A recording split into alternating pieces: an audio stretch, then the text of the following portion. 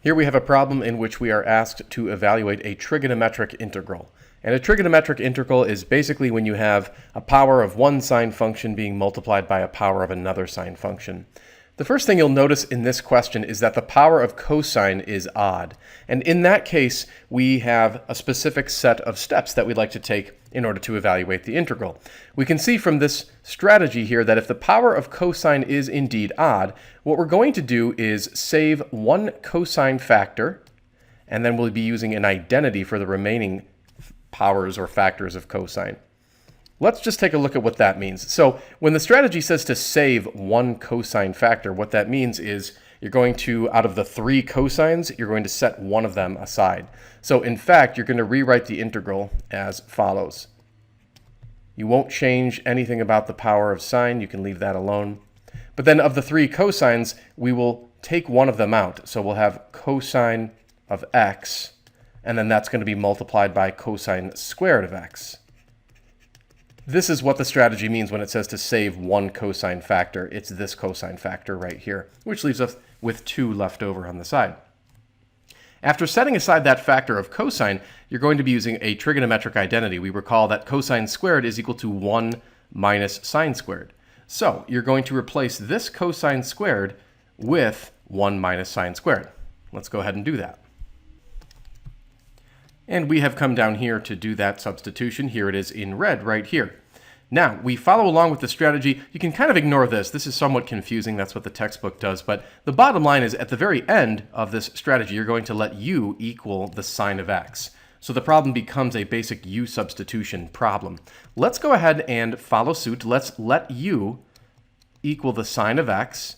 And then since this is a u substitution, the next thing you would do is compute the derivative. So we would have du is equal to, and we all remember that the derivative of sine of x is cosine of x.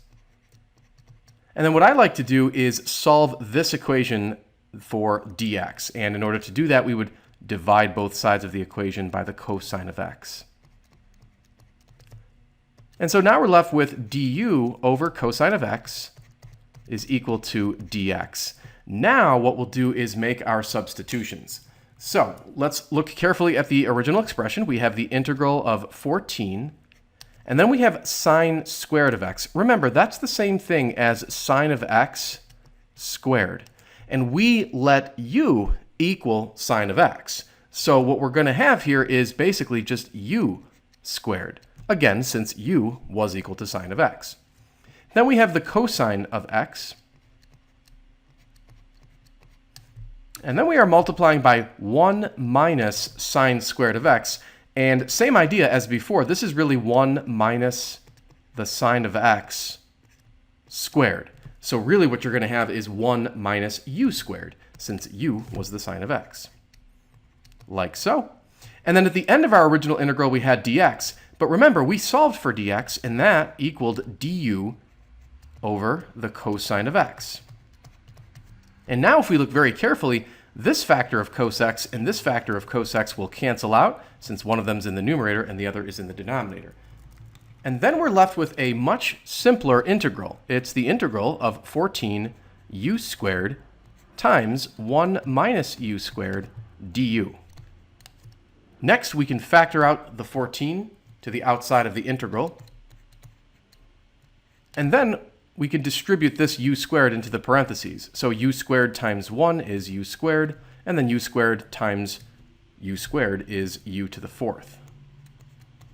And then we just follow our standard integrating rules. We're going to have 14 multiplied by, when integrating, this becomes u cubed over 3 minus u to the 5th over 5.